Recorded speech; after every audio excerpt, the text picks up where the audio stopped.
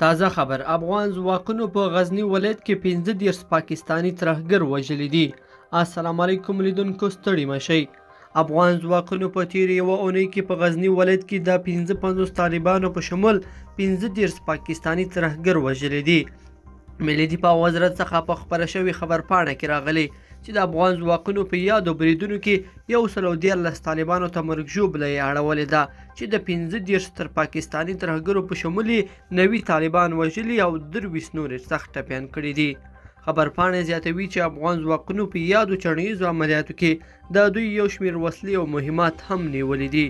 دغه راز د افغان ځواکونو د انجنیري څانګې مسؤلینو د طالبانو 13 کړۍ ماینونه چې د ملکي وګړو د تګ راتګ په عمومي لارو کې ځای پر ځای کړي و، کشف کړي او شنډ کړي دي.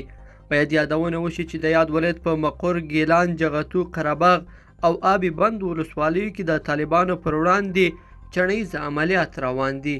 بلخوا ملي دفاع وزارت وایي چې افغان ځواکونو تېره ورځ د تخار په ینګي قلعه ولسوالۍ کې 9 طالبان وژلي او نورې ټپیان کړي دي.